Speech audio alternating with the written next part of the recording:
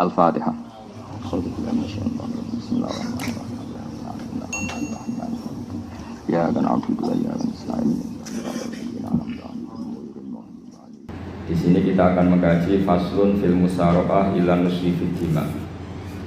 Bab seharusnya ngambil sikap cepat, musaraqah itu ngambil sikap cepat untuk menyelamatkan mengalirnya darahnya orang Islam. Di sini Imam Izzuddin Abi Salam mengambil ayat wajah rajulun min aqsal Madinah yas'a qala ya Musa innal mal'a ya'tamiruna bika liyaqtuluka fakhrus inni laka minan nasihin. Terus beliau memberi penjelasan wa kadzalikal musara'atu fi amrin diniyyin yukhafu fautu. Jadi begini ya, kalau dalam fikih Islam misalnya ini ada di beberapa literatur fikih, di semua fikih baik mazhab Syafi'i, Hanafi, Hambali, di semua kitab fikih. Misalnya ada orang mau masuk Islam, terus konsultasi sama ustadz atau sama kiai, Pak saya mau masuk Islam, kamu nggak boleh ngambil sikap monggo ngeteh dulu, tidak boleh. Atau apalagi diajak ngobrol dulu, karena 5 menit kita mempersilahkan ngopi dulu itu artinya dianggap kita membiarkan dia dalam keadaan kafir 5 menit dan kita dianggap ikut tanggung jawab. Sehingga di bab ada ulama yang ngebabkan itu sampai di bab murtad. Termasuk murtad adalah orang yang dimintai mensyahadatkan non muslim kemudian disuruh ngopi dulu atau ngeteh. Karena dianggap pembiaran sekian menit masih berstatus kafir. Jadi ibaratnya gini ya, kalau kita mungkin baru bapak-bapak baru pakai celana pendek terus ada orang kecelakaan di jalan, saya tak pakai baju dulu nanti baru kamu saya selamatkan. Itu kan naif. Kalau begitu saja naif, apalagi orang yang kafir kemudian pas mau minta disyahadatkan kita bilang monggo mandi-mandi dulu, ngeteh-ngeteh dulu. Berarti ada pembiaran sekian menit, dia masih berstatus. Artinya begini, kalau dia saat itu kok dimatikan oleh Israel berarti mati dalam status kafir dan kita ikut tanggung jawab karena harusnya bisa Islam andai kan kita mensyahadatkan saat itu juga. Jadi itu bab-bab yang dianggap ekstrim dalam kutubil fikih, bab-bab fikih. Makanya dalam kitab fikih saya berkali-kali ada non muslim mau bersyahadat ke saya, itu saya bilang ke santri-santri saya, saat itu juga harus kamu ajarin meskipun pakai bahasa Indonesia. Yang penting status kafirnya apa? Hina. Baru setelah itu ada hukum sosial ya, mungkin kita nawarin teh atau kopi atau apa. Makanya di sini dibabkan bab seseorang harus tergesa-gesa atau bercepat-cepat atau ngambil sikap bergegas untuk melakukan kebaikan. Terus ayat kedua yang dipakai Izzuddin bin Abi Salam itu begini. Ketika Allah mensifati orang munafik, status orang munafik itu apa? Wa idza qamu ila sholati qamu kusala. Mereka kalau dipanggil untuk sholat, ya berangkat tapi kusala secara malas-malasan. Sehingga untuk menunjukkan kita loyal sama Allah itu ya paling tidak ada sikap di atas rata-rata. Makanya ada sa'i ya, lari-lari kecil, tawaf juga disunatkan ada lari-lari kecil, disebut ar-romal itu lari-lari kecil untuk menunjukkan bahwa kita loyal sama Allah itu tidak sak kobre cara Jawa. Nah itu dibabkan sendiri. Jadi beda antara tergesa-gesa sama ekspresi serius. Jadi musyawarah itu ya kira-kira kan nggak mungkin lah kita dipanggil rektor atau kiai atau orang tua kita terus jalan leha-leha itu kan nggak mungkin. Apalagi ini yang manggil Allah Subhanahu wa Ta'ala. Makanya dibabkan faslun fil musyawarah ila nusfi fid dima. Nah contoh yang diambil di sini begini. Ketika ada debat terbuka antara Fir'aun dan Musa, saya ulang lagi ya, ada debat terbuka antara Musa dan Fir'aun. Kan Nabi Musa datang ke Fir'aun. Lalu kata Fir'aun, ini asal-usul ayat ini saya terangkan sejarahnya. Kata Fir'aun, lalu kalau kamu tidak nuhankan saya, Tuhan kamu siapa? Terus kata Musa, Rabbus samawati wal ardi, yang nuhani langit dan bumi. Fir'aun masih berkelit. Kalau Tuhan di bumi, setahu saya kemana-mana yang dituhankan saya, kata Fir'aun. Ma'alim tulakum min ilahin ghairi. Terus Nabi Musa masih ngendikan, ya sudah Tuhan yang nuhani langit. Terus Fir'aun manggil Haman. Haman itu arsitekturnya Fir'aun. Ya Haman ibnili sorhal ali abduhul asbab samawati at-taliya ila ilahi Musa. Haman bangunkan kami piramida yang tinggi. Saya ingin melihat Tuhannya Musa. Musa akhirnya mikir, karena kalaupun Fir'aun bisa naik ke langit tetap tidak bisa melihat Tuhan. Kita tahu Tuhan nggak bisa dilihat. Kita yang mukmin aja tidak lihat, apalagi Fir'aun rivalnya kan. Akhirnya Musa ganti argumentasi, yaitu argumentasinya Musa, Rabbukum wa Rabbu abaikumul awwalin. Ini perlu diingat dan perlu saya sampaikan. Yang nuhani kamu dan yang menuhani leluhur kamu, itu sangat memukul Fir'aun. Karena logikanya kalau Fir'aun itu Tuhan, berarti babanya dulu tanpa Tuhan. Ini ada Tuhan terlambat ya. Jadi kalau Fir'aun Tuhan, berarti mbahnya tanpa Tuhan, karena zaman era mbahnya belum ada Tuhan. Karena perdebatan itu banyak punggawa Fir'aun yang mukmin. Wah, ini Fir'aun nggak bener ini. Kalau dia Tuhan berarti mbahnya tanpa.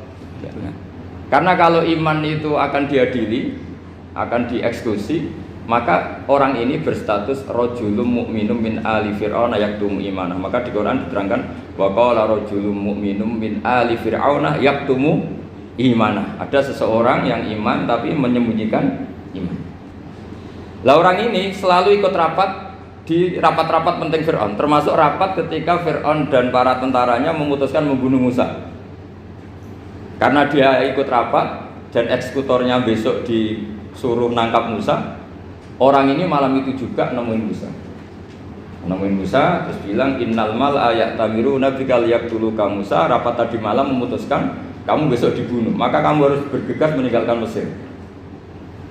Nah, dari kesimpulan itu, dari cerita itu kemudian diambil secara hukum fikih bahwa untuk menyelamatkan darah harus jasa, harus bergegas. Andai kan Musa itu kok sak kobere, sak sempate, maka keburu.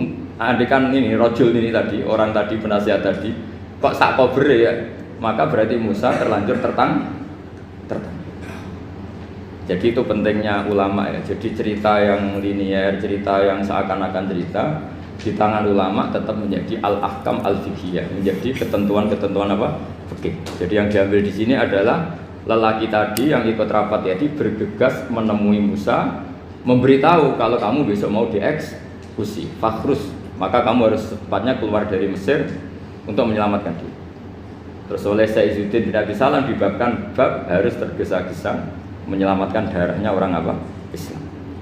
Jadi ini penting saya sampaikan. Jadi al-qasas ya, semua cerita di Quran itu tidak sebagai cerita, karena Quran tidak ingin melahirkan pendongeng, tapi harus menjadi ibrah, menjadi teladan. Jadi makanya terus di kitab-kitab ulumul Quran diterangkan al-qasas ya, beberapa cerita di Quran adalah semuanya menjadi ketentuan fikih. Saya ulang lagi ya, semua cerita yang ada di Quran itu menjadi ketentuan fikih, meskipun alurnya apa? Cerita. Kayak tadi kan alurnya cerita bahwa lelaki ini bergegas nemui Musa supaya Musa cepat keluar dari Mesir. Terus dibabkan babul musaroah ilan musifid dima. Saya teruskan ya. Wa kama la ra'ayna ma yaqtulu musliman law tabtu'u alaihi laqata lahu fal musaroah ila takhrisihi min wajibatun.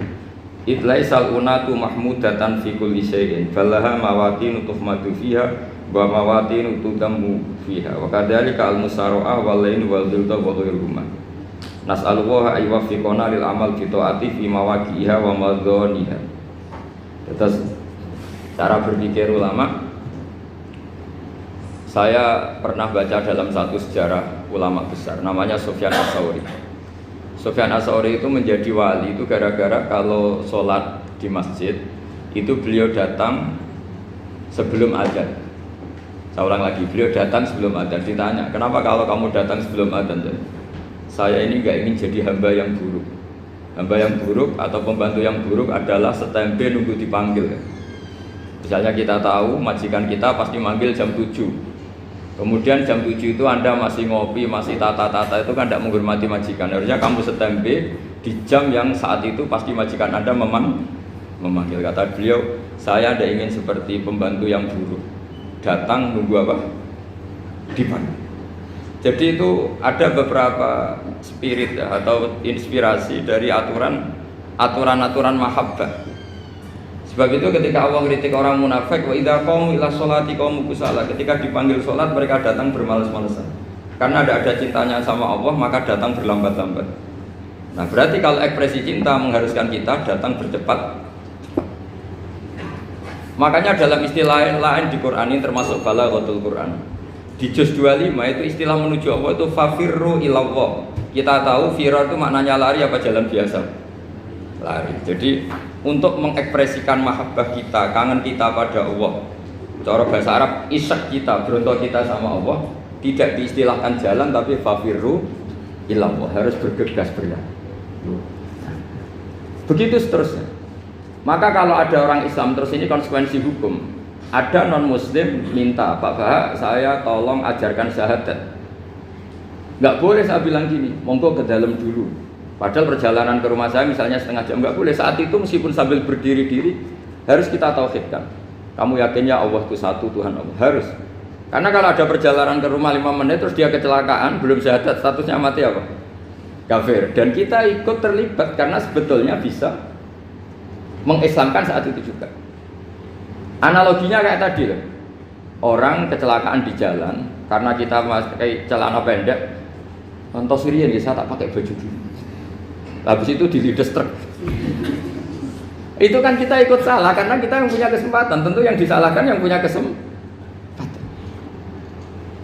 Karena merubah status dari potensi kelides truk menjadi sama sekali gak potensi kelides truk dengan kita inggirkan meskipun kita dalam keadaan tidak ideal. Sama. Orang kafir yang mau masuk Islam itu umumnya kiai-kiai kan kadang sebagian disuruh mandi dulu, itu salah sebenarnya. Itu salah sekali. Sangat salah. Apalagi nunggu seremonial di masjid, nunggal toko-toko itu bujute salah. Itu gak cuma salah, bujute salah. Jadi salah yang akut. Itu salah besar ya.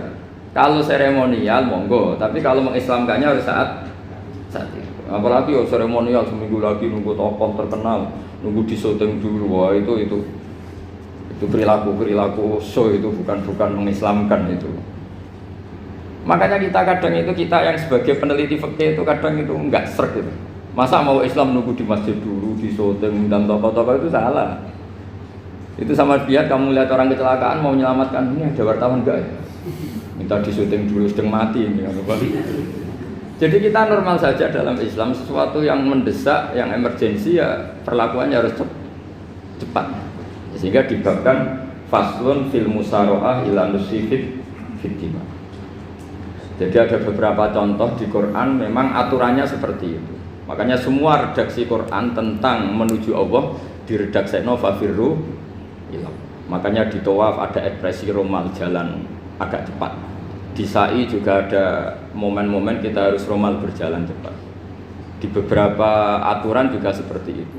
Ya saya ulang lagi, di beberapa aturan Islam juga seperti itu. Nah sekarang efek di hukum haji. Saya banyak baca literatur haji. Haji dalam aturan Islam itu wujuban tarohian, wajib yang tidak langsung mendesak.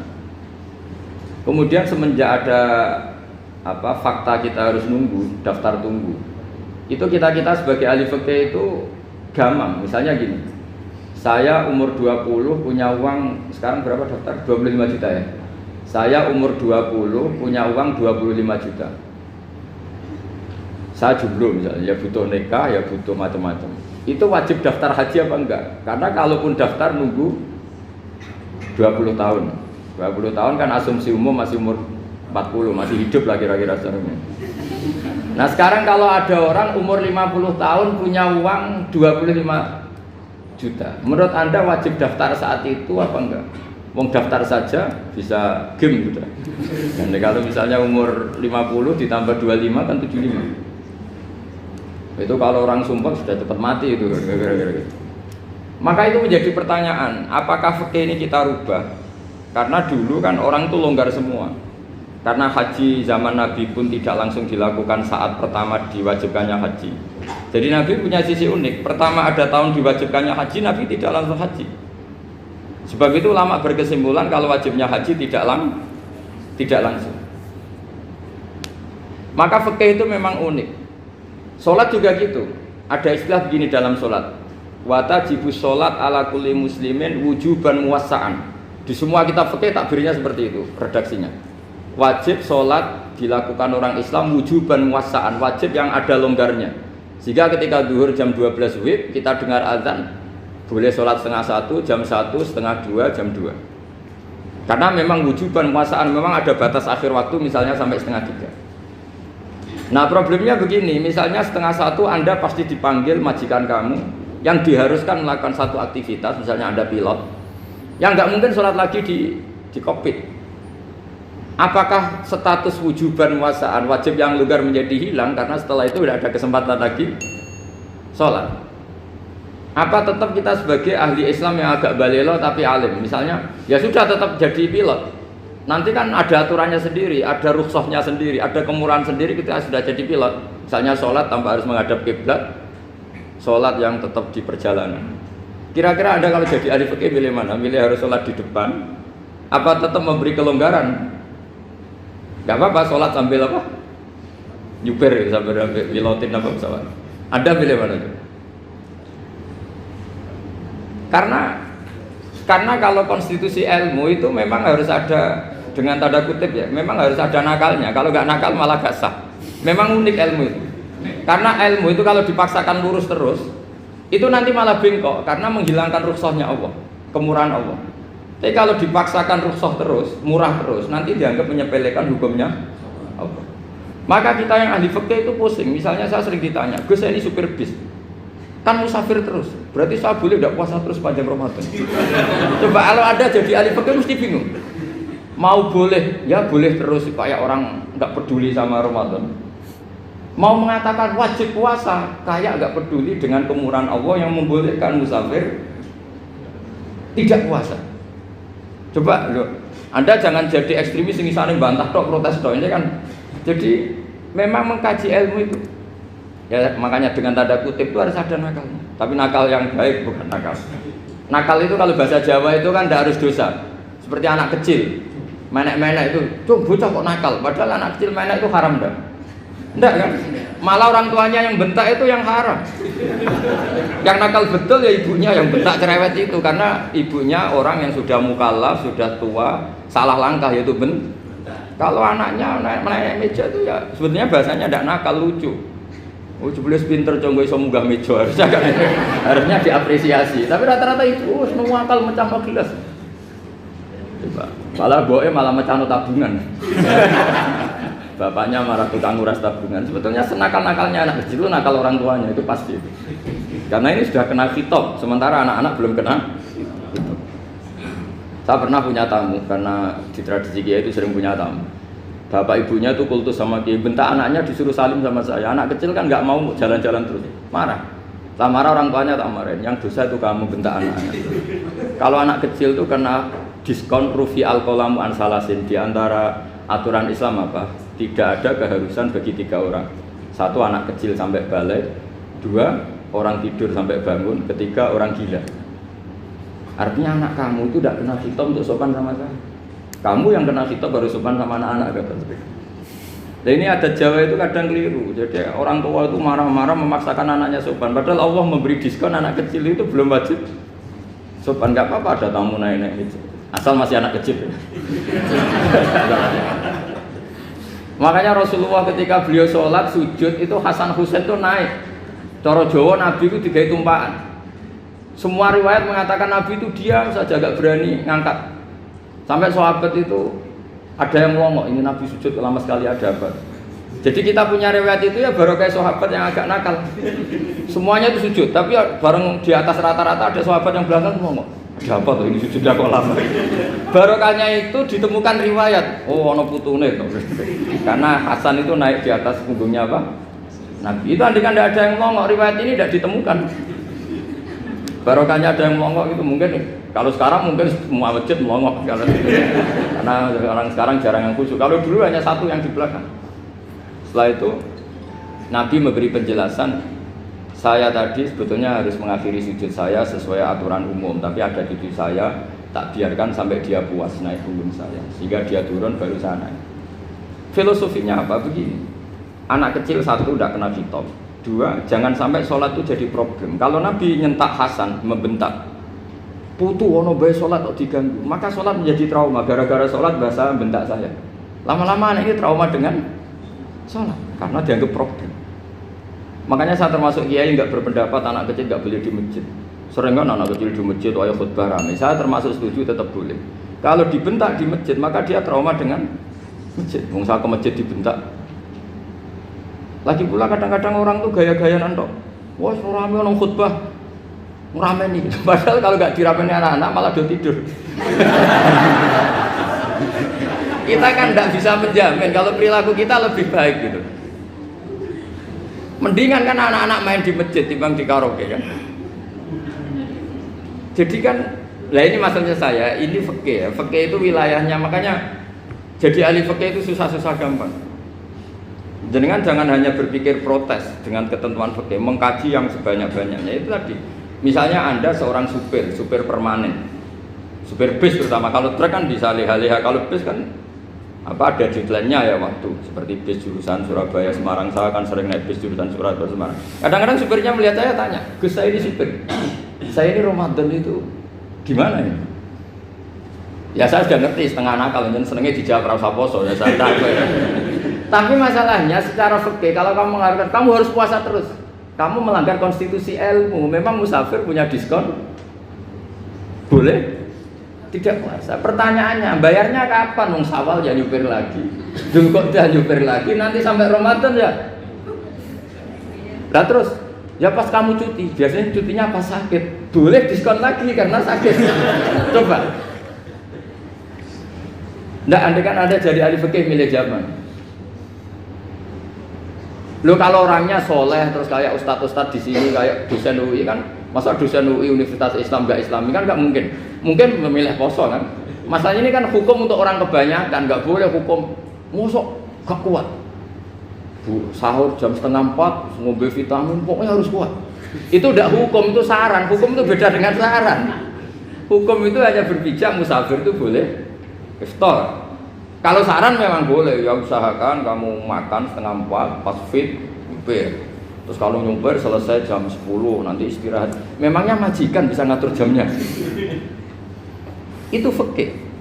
Maka menjadi perdebatan yang namanya pergi itu apa? Menurut Imam Syafi'i, pergi itu ya dari rumahnya ke tempat yang asing, yang tidak wilayahnya namanya pergi. Menurut Imam Ahmad bin Hanbal enggak. Pergi itu tidak kerja. Jadi orang yang supir yang seperti itu namanya tidak pergi, tapi kerja. Tanyakan ke publik, misalnya jenengan ke UI, istri kamu atau suami kamu ditanya, istri kamu kemana? Kira-kira jawabnya bilang pergi jalan-jalan apa bilang kerja? Kerja. Makanya kata Imam Ahmad bin Hanbal, mudi mustafar atau orang yang berprofesi, yang profesinya memang harus pergi, kayak traveling atau supir, maka itu namanya tidak pergi, namanya itu kerja. Karena apa? Sekali distatuskan pergi, maka ikut status yang dikatakan Allah dan Rasul, dapat diskon, boleh tidak puasa. Maka terus kita debat tentang definisi. Nah, definisi ini penting karena yang menjadikan hukum rubah itu definisi. Misalnya gini, Mbak ini ngaji saya. Statusnya kalau pakai status saya ajnabi, orang lain Bapak ajnabiyah, maka hukumnya saya melihat Bapak ini haram karena statusnya ajnabi melihat ajnabiyah yang tidak mahram. Tapi kalau di fikih itu ada statusnya. Di antara lelaki boleh muwajahah sama perempuan adalah 1 untuk belajar, 2 untuk muamalah, 3 untuk kesaksian, 4 untuk pengobatan. Itu kan ada pengecualian. Sehingga statusnya sekarang Mbak itu belajar, apa ingin melihat Gus Bah atau Gus Bah itu mengajar atau ingin melihat Mbak? Itu statusnya bisa rubah ya. Makanya kalau sebetulnya kalau kita marung di warung misalnya Padang, kita nggak pilah-pilah, kebetulan pelayannya perempuan itu masih bisa dikhilaf secara fikih. Saya muamalah marung, cuma kebetulan penjaganya. Tapi masalahnya Pak ini punya daftar penjaga yang cantik, itu masalah. Maka pertanyaannya itu marung ke situ demi marung apa demi melihat? Tidak jawab saja. Demi marung apa demi melihat? Kalau demi marung supaya kenyang, penjaga yang sangar-sangar juga banyak. Akhirnya kalau demi makan, penjaga yang cowok kan banyak. Kalau demi melihat, berarti yang dihitung kan niatnya. Berarti karena muamalah apa karena melihat? Melihat. Itu status. Jadi makanya kalau mudi musafar itu namanya orang pergi atau orang kerja? Orang kerja. Maka menurut pikirannya Imam Ahmad bin Hambal, seperti itu harus puasa. Karena dia adalah pekerja, bukan musafir. Lalu dalam masalah jumlah 3 hari misalnya, kalau dalam fikih kita, nggak saya kenapa ngomong fikih terus ya, karena banyak yang melupakan fikih. Jenengan pergi haji, zaman Nabi haji itu jamak dan qashar terus. Padahal hajinya Nabi itu, haji itu minimal kan berapa hari minimal itu? 9, 10, 11, 12. Sebenarnya haji itu minimal hanya 4 hari. Karena 13 Dzulhijjah bisa nafar apa? Awal. Kalau nafar awal berarti nggak ada kewajiban nafar sani. Berarti yang wajib betul kan 9, tanggal 9 wukuf di Arafah, terus 10 biasanya ifadah sama balang jumroh apa? Aqobah, terus 11, 12. 12 itu kan sudah boleh cabut karena apa? Nafar apa? Awal. Berarti nggak usah nafar apa? Sani. Berarti hanya berapa? 4. Tapi Nabi haji di Mekah Medina itu sampai 40 hari karena perjalanan. Pertanyaannya, ketika Nabi menjamak dan mengqashar itu cara Imam Syafi'i lis safar. Karena Nabi orang Medina datang ke Mekah dengan jarak 460 kilo, maka Nabi boleh jamak dan qashar. Jadi pikiran Imam Syafi'i, jamaknya Nabi itu lis safar karena pergi. Cara pikiran Imam Malik enggak, jawabnya Nabi itu lin nusuk. Nabi menjamak sholat itu karena melakukan ibadah haji. Efeknya adalah orang Mekah kalau haji itu cara Imam Malik meskipun jaraknya dekat boleh apa? Boleh apa? Qashar, boleh jamak qashar. Lalu terus ada pertanyaan fikih lagi. Lalu jamak qashar itu karena pergi apa karena masyaqqah? Karena repot. Coba kalau sampean kira-kira jawab. Misalnya kita orang kaya bawa uang 1 miliar naiknya Alphard, ada supirnya, ada ajudannya, pergi di jarak 100 kilo. Masyaqqahnya kan tidak ada sama sekali, apalagi di tol kebetulan nggak macet. Kira-kira boleh jamak nggak? Boleh Gus karena pergi, tapi kan nggak ada repotnya sama sekali. Dibanding misalnya yang ngebis bawa beras 1 pintal gitu kan, udah gitu suruhan orang lagi kan pusing. Maka fikih ini untuk memberi hukum itu kalau fikih itu menstatuskan dulu. Ini orang boleh jamak itu karena masyaqqah apa karena safar. Lalu kalau setelah karena safar itu karena jaraknya apa tingkat masyaqqahnya. Kalau karena jaraknya ya tidak juga. Tidak juga gini maksudnya. Mungkin Anda tidak pernah terpikir begini. Kalau saya mau ke Jakarta, kemudian sampai Purworejo itu sudah waktu zuhur. Saya boleh nggak zuhur di situ sama saya? Boleh kan? Padahal perjalanan saya belum capek. Artinya nunggu boleh jamak itu setelah kita menempuh jarak itu apa menuju, sedang menuju dan niat. Sedang menuju dan niat. Misalnya saya mau ke Jakarta, saya orang Sleman mau ke Jakarta, itu sampai mana itu Magelang itu sudah boleh jamak kan? Boleh nggak? Boleh karena saya mau ke. Nah pertanyaan secara fikih mungkin ada terlintas. Ternyata ditelepon sama istrinya nggak jadi pergi. Padahal sholatnya kadung di jamak, duhur dan asar. Apakah setelah di rumah sholat lagi? Sama nggak pernah mikir gitu. Karena nggak nekuni fikih. Jadi orang fikih itu sudah pusing, makanya jangan diprotes terus. Kita ini sudah pusing, tapi orang itu enak aja protes terus. Nggak menurut jenengan nanti wajib sholat lagi enggak? Dia bolehnya jamak kan berdasar berstatus musafir. Ternyata setelah Magelang ditelepon istrinya nggak jadi. Dia kadung sholat duhur dan asar. Setelah pulang masih jam 1. Terus ada asar, wah bukan sholat terus. Kalau menurut Anda sholat lagi apa enggak?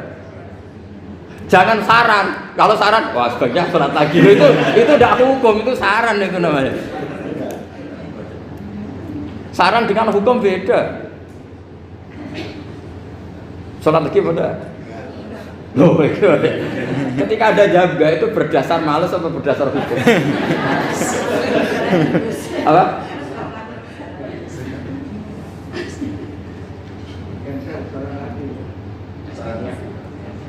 Nah kalau Anda sholat lagi, pertanyaannya gini, Allah tuh tidak punya tradisi mewajibkan 2 kali. Pertanyaan fikihnya mesti gitu. Dan saat Anda di Magelang menjamak itu melakukan sesuatu yang disahkan oleh agama. Berarti pas Anda jamak zuhur asar, sesuatu pas melakukan itu kan berstatus sah dan boleh. Meskipun setelah itu ada masalah, istri kamu nelpon terus pulang. Tapi pas itu kan sudah dinyatakan oleh malaikat sah, Anda sudah zuhur dan asar. Kalau melihat itu tidak wajib mengulang. Tapi bisa saja malaikat ada yang usil. Itu sah karena Anda berstatus musafir. Berhubung status Anda hilang, maka poin Anda sudah sholat juga hilang. Kamu milih fikih yang mana?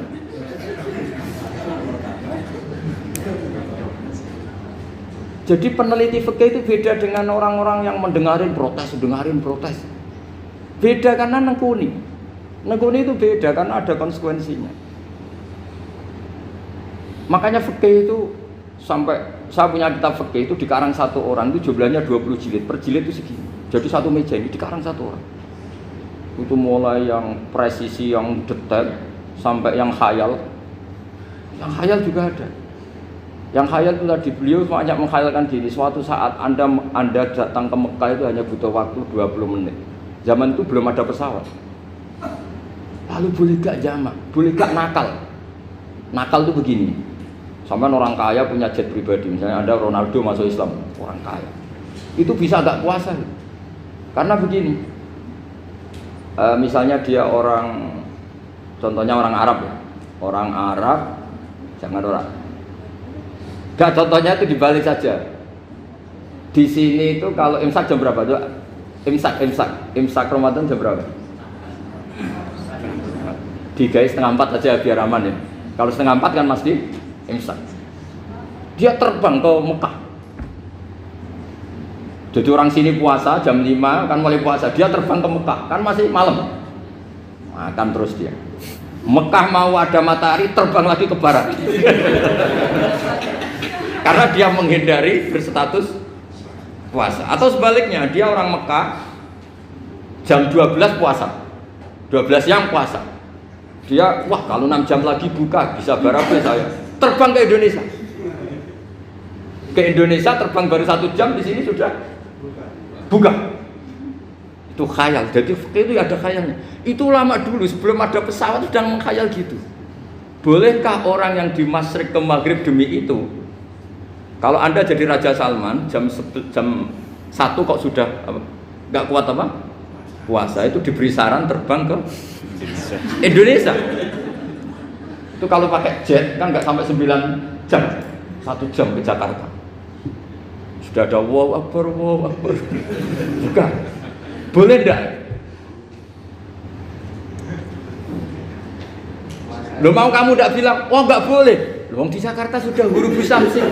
Masa sudah matahari terbenam orangnya enggak boleh? Bukan. Lah ya. Apa?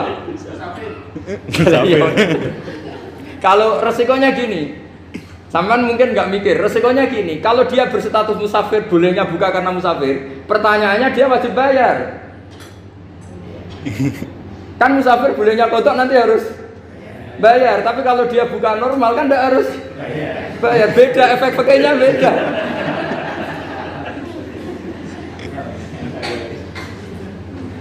Sama jangan protes, Gus Baik gimana mau ngaji mana tidak senang. Ini kan ngajinya para dosen, para pegawai, jadi harusnya itu jadi mufti, ngaji untuk jadi mufti, bukan ngaji untuk mendengarkan. Jadi makanya saya mohon jangan sering protes sama ulama sudah pusing. Karena efek-efek hukum itu tidak gampang. Kayak tadi misalnya, kalau dia boleh buka atas nama musafir, resikonya wajib bayar. Masalahnya Raja Salman ini mau enggak gitu. Dia inginnya. Maka pertanyaannya itu kitab yang milik saya tadi yang 20 jilid tadi. Ulama itu mulai dulu sudah membayangkan bagaimana kalau suatu saat ada satu kendaraan. Kenapa ulama bisa membayangkan itu? Karena ada buruk. Meskipun mereka nggak numpak buruk hanya Rasulullah, tapi kan bisa membayangkan ada toyul waktu. Waktu itu bisa dilipat. Karena ulama dulu ahli astronomi, jadi bumi itu bulatnya gini, muternya gini. Berarti suatu saat ada satu ilmu di mana orang ngambil satu posisi terus melewati toyul waktu, ngalami lintasan waktu. Mulai dulu itu sudah dibicarakan. Pertanyaannya lalu status orang ini kayak apa? Misalnya tadi orang Mekah ingin cepat buka terbang ke Indonesia. Orang Indonesia menghindari imsak, misalnya 3:30, dia belum sahur. Wah, kalau saya di Indonesia ini sifatnya sahur. Wah, saya tak terbang ke Mekah. Wah, enak kan terbang di Mekah ternyata masih jam 8. Wah, bisa makan sepuasnya jam 8 malam, maksudnya jam 20. Kan enak dia. Bar wareg balik ning Indonesia wis jam 1 siang. Jam 1 siang kalau ingin cepat buka terbang ke timur. Langsung buka. Berarti dia kira-kira puasa aja 3 jam. Tapi terus ya mungkin kalau sampean, lha opo Gus urip repot-repot ngono tinggal turu ndelok sinetron kok buka dhewe. Itu tidak hukum, saran itu namanya apa? Kalau hukum tetap tadi yang dikatakan puasa adalah imsak, mulai jam imsak sampai ghurubus syams. Lalu pertanyaannya lagi, ghurubus syamsi sampai imsak itu konversi jam apa nyata-nyata ghurubus syamsi? Kalau yang diliwati khatul istiwa itu nyata, fi'lan, kalau dalam bahasa Arab fi'lan awaqi'iyah. Tapi kalau Anda orang kutub, saya sering kirim-kiriman surat sama mufti-mufti yang ada di Timur Tengah, di Eropa, konsultasi maksudnya. Orang kutub itu kan tidak ada matahari, tidak ada apa-apa. Jika kalau Anda baca kitab di kutub, mesti Gus Bak ajaran pembohong. Misalnya orang kutub ngaji saya, kamu harus subuh sebelum matahari terbit. Sekali matahari terbit waktunya hilang. Duhur setelah matahari agak ke barat. Asar kalau matahari terbenam hilang waktunya. Terus mereka mesti bilang, mataharinya di mana? Maka pertanyaannya, boleh gak mengkonversi waktu untuk orang kutub? Jadi misalnya pola umum subuh jam 4:30. Berarti antara subuh dan qadha itu 1 jam setengah. Subuh sama zuhur polanya berapa berarti? Kalau 4:30 sampai jam 12 itu 6 sama 7:30. Berarti ya kira-kira habis subuh nunggu 7 jam setengah baru zuhur, nunggu 3 jam baru asar, nunggu 3 jam baru maghrib. Berarti waktu puasa kira-kira antara jam 4 sampai jam 6. Berarti berapa jam itu? 12 sama 2 14 jam. Oke, berarti orang kutub harus puasa 14 jam. Tidak bergantung waktu mata. Tapi ada lagi pertanyaan lucunya gini, lalu 14 jam Gus itu dimulai dari mana?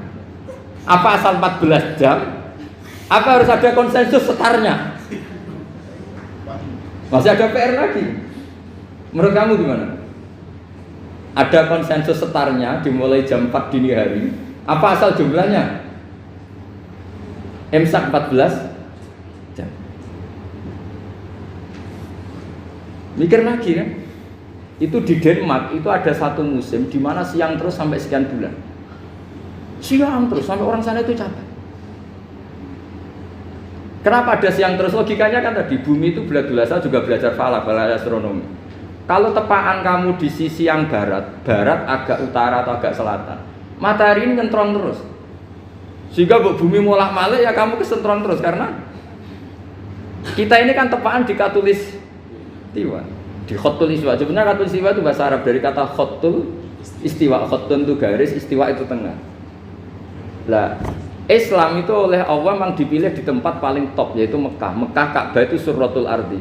Jadi sebelum ditemukan ilmu astronomi itu Nabi sudah ngendikan Al-Ka'bah surratul ardi. Ka'bah itu pusarnya bumi. Sehingga di Ka'bah itu satu-satunya area yang terbebas dari medan magnetis. Karena dari utara dan selatan benar-benar di tengah. Maka potensi jam paling akurat di dunia itu ya hanya jam yang di Mekah itu. Karena apapun akuratnya teknologi di Amerika atau Jerman, karena jam itu dari logam tetap ketarik medan magnetis, entah berapa 00, tetap kena. Misalnya jam di Jerman, lebih dekat mana kalau Jerman? Mesti ketarik medan magnetis, entah berapa kadarnya. Karena materi jam dari logam. Sementara di Mekah karena di tengah itu terbebas dari medan magnetis. Nah, sehingga yang segaris dengan Mekah kayak Indonesia itu semuanya khotul istiwa. Nah kalau khotul istiwa normal itu artinya ya 12 siang secara umum ya 12. Sehingga ulama Indonesia kalau ngaji itu lebih gampang, lebih tidak dianggap bohong. Karena ya ada terbitnya matahari, ada zawalus syamsi, ada hurubus syamsi. Coba kalau kitab itu Anda baca di kutub utara sama kutub selatan, murid kamu bingung semua. Ini gimana Ustadz, tidak ada matahari kok semuanya diukur pakai matahari. Lalu pertanyaannya dikonversi kan? Pertanyaannya kalau dikonversi pakai apa gitu? Asal 14 jam, apa harus sepakat dimulai jam berapa? Milih mana? Milih sepakat. Pertanyaannya kalau sepakat, ukurannya siapa yang jadi ahlul halli wal aqdi?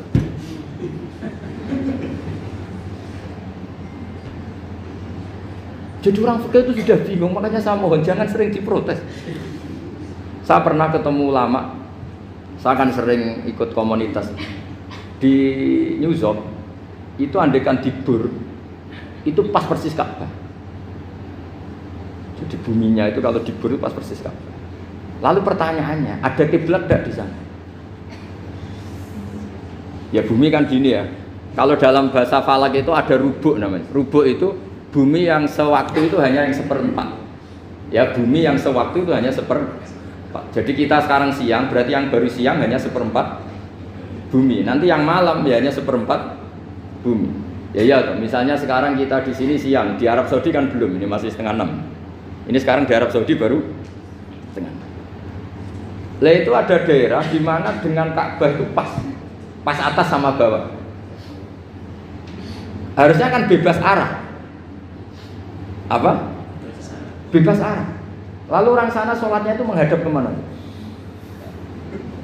Pernah ulama New York itu minta fatwa ke Rabitatul Alam Al-Islami. Lalu kita harus menghadap kemana? Makanya dalam dunia anekdot ulama itu ada anekdot Abu Nawas itu orang yang nggak pernah kalah debat. Dia tuh terkenal nggak pernah kalah debat. Tapi dia ada ilmuwan. Dia punya tetangga ilmuwan, punya pengaruh besar. Semua orang ngaji ke ilmuwan itu. Mantelnya bukan main, karena dia ahli falak, ahli astronomi. Mau nandingi dia tidak bisa, gak nandingi itu reputasinya jatuh. Orang itu berteori kalau bumi itu bulat-bulat. Kalau kamu jalan ke sini, maka akan ke titik yang suatu saat si profesor ini kemalingan, terus minta tolong Abu Nawas rumah saya kemalingan. Terus lari kemana malingnya? Ke timur. Setelah ke timur, larinya ke timur. Abu Nawas lari ke barat. Terus ditanya, sudah tak bilangin malingnya lari ke timur kok kamu lari ke barat. Nanti ketemu di titik yang sama. Sebenarnya itu profesornya makel. Oh kamu nyindir.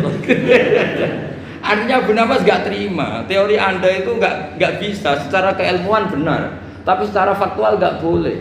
Berarti kalau ada orang ngejar istrinya lari ke timur, dia harus tetap ke barat. Nanti ketemu di titik yang sama. Jadi malingnya tuh lari ke timur, Abu Nawas ngejar ke barat. Ketika ditanya profesornya, sudah bilangin malingnya tuh lari ke timur, kenapa ada ke barat? Kataan kan nanti ketemu di titik yang sama karena bumi bulat-bulat. Nah pertanyaannya gini, lalu kalau yang segaris itu ada arah enggak? Kayak New York tadi. Menurut kamu tetap berkiblat apa enggak usah? Loh kalau yang rubuk jelas.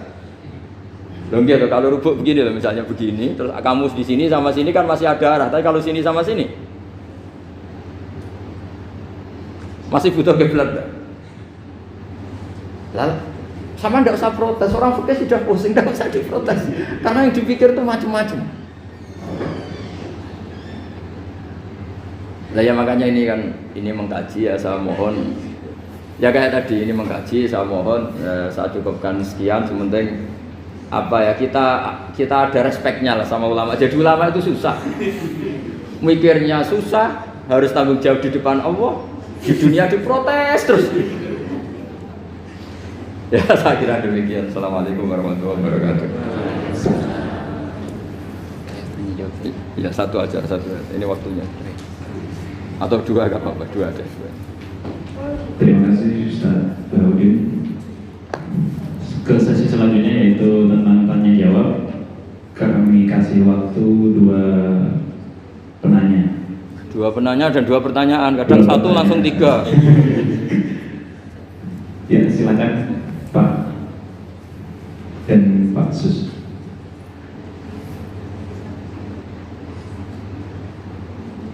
Pak siapa? Satu lagi Pak Sus. Assalamualaikum warahmatullahi wabarakatuh. Waalaikumsalam. Pertanyaan saya singkat Gus, Ya. karena kami ini bergerak di bidang akademik. Kami itu banyak tergoda oleh kesombongan akademik. Nah ini gimana Gus? Karena bagaimanapun juga kita itu harus menjual apa yang sudah kita dapatkan. Walaupun kalau di dunia kiai ulama itu kan yang disampaikan itu sesuatu yang bersifat keagamaan. Tapi kalau di bidang kami di sini ilmu umum itu kan sesuatu yang baru kami ketemukan, sesuatu yang kami jual karena dalam tanda petik ya, karena kami menemukan oh ini yang membedakan dengan yang lain-lain. Tapi kalau ini seperti dalam salah satu kajian yang Gus bahas, ada orang yang sangat tawadu selalu memukul, itu kapan orang lain tahu temuan kita, kan begitu. Jadi gimana ini Gus? Enaknya kita itu kalau kita sampaikan kalau kita sampaikan bisa-bisa kita itu jadi riak, terbawa riak.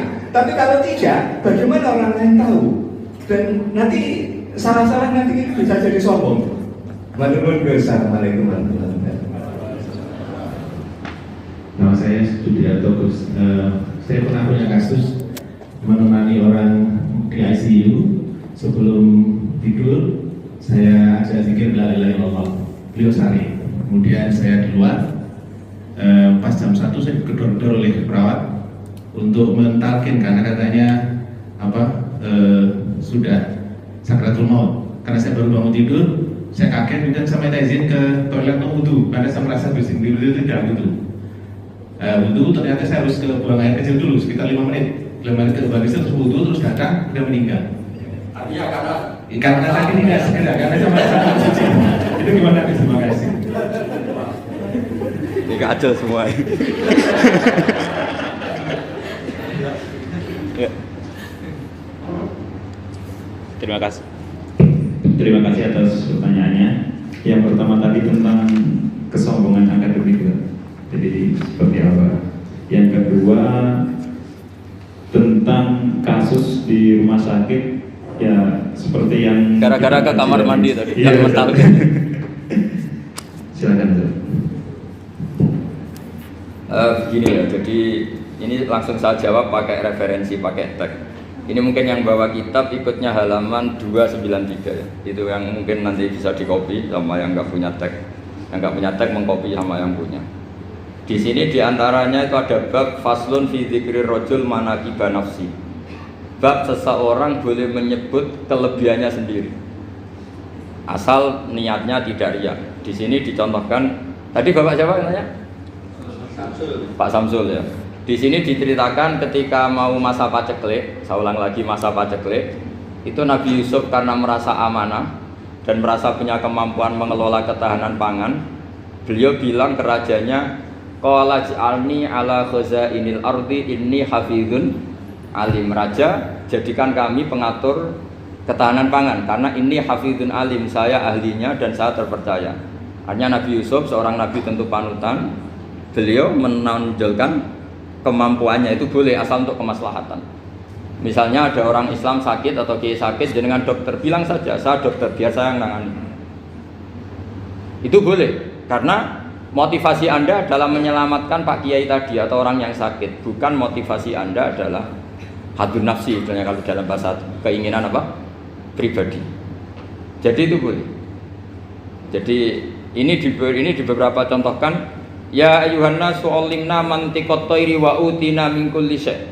Nabi Sulaiman itu bilang gini, wahai para manusia, saya ini bisa bahasa burung apa saja dan saya bisa melakukan apa saja, wa utina min kulli syai'. Nabi Sulaiman ngendikan begitu karena ingin menunjukkan betapa sayangnya Allah ke saya, sampai saking sayangnya Allah, saya bisa menguasai bahasa burung, bahasa binatang.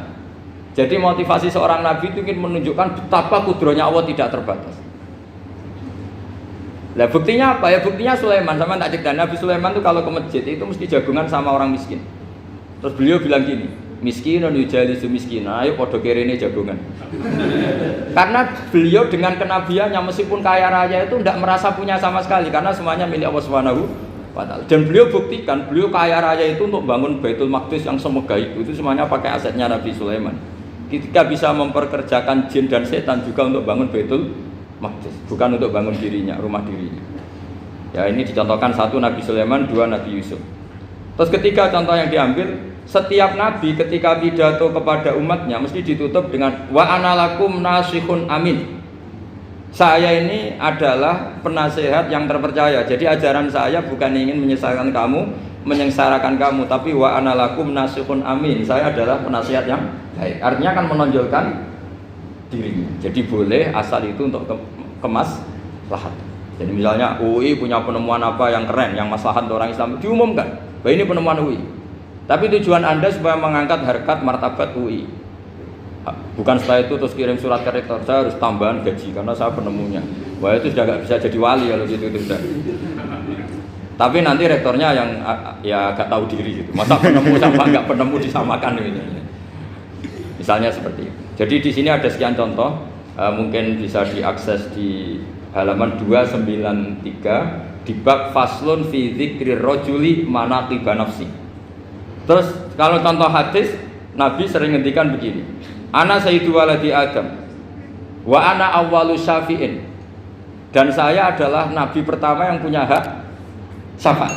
Tapi Nabi ngendikan seperti itu supaya orang punya harapan ketika di mahsyar.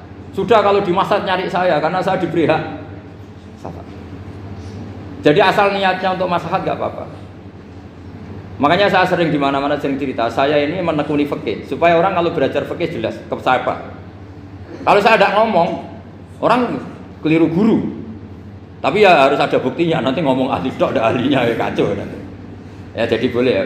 Di sini dibabkan faslun fi dzikri rajul manaqiba nafsi. Bab seseorang boleh menunjukkan kemampuannya asal tadi untuk lil maslahah. Sudah Pak Samsul ya? Tadi yang pertanyaan dari siapa itu? Pak Sus Budiarto.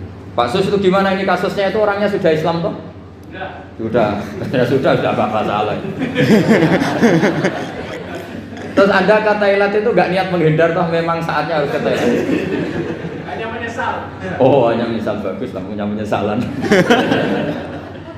Enggak begini ya, kalau orang itu sudah Islam itu kan enggak se-emergency yang belum Islam, itu hanya ideal. Artinya idealnya seseorang kalau mau meninggal, akhir dari kalimatnya adalah la ilaha illallah. Tapi itu pun ulama dinego. Ini saya beri cerita sedikit. Kitab Fathul Mu'in itu termasuk kitab yang enggak setuju kalau kalimatnya sepersis la ilaha illallah. Kenapa Pak Sus? Logikanya gini, ini semua ulama gitu ya. Itu ada dua riwayat. Mangkana akhiru kalamihi la ilaha illallah dakhalal jannah. Sebagian riwayat mangkana akhiru kalamihi Allah dakhalal jannah. Nah ulama itu milih yang Allah. Kenapa milih yang Allah? Karena la ilaha illallah itu resikonya tinggi. Pas la ilaha ateis, tidak ada Tuhan, mati. Maka ulama, tradisinya guru-guru kita, kalau ada orang mau mati yang sudah akut, itu hanya ditalkin Allah, Allah, Allah. Karena ini lebih tidak berisiko. Tapi kalau la ilaha illallah, pas la ilaha belum illallah, mati. Tidak bisa kamu pun, teruskan dulu baru mati. Ayo teruskan dulu baru mati, ini gimana? Belum illallah kok sudah. Jadi makanya terus di situ diterangkan lagi begini. Setelah orang itu melafadzkan la ilaha illallah, kan orang mau mati itu kan macam-macam ya. Ada yang sudah akut, ada yang masih sehat. Kalau masih sehat sebaiknya la ilaha illallah. Tapi kalau sudah akut hanya dilatih apa? Allah.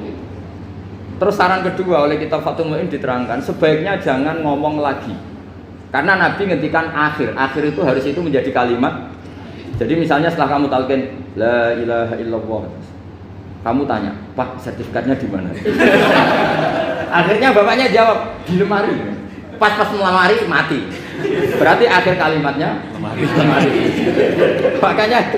Makanya kita juga harus memperjuangkan supaya itu benar-benar akhirnya.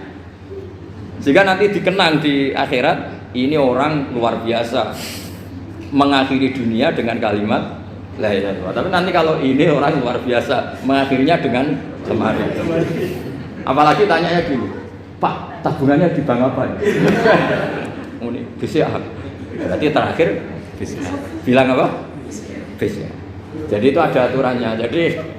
Jadi kalau nalkin orang sudah ngelafadzkan kalimat tauhid, jangan dijak ngomong lagi. Karena kalau diajak ngomong lagi terus mati, yaitu kalimat terakhirnya. Ya, mohon maaf. Assalamualaikum warahmatullahi wabarakatuh. Wa bihamdihi adada khalqihi wa ridha nafsihi wa zinata arsyihi wa kalimati.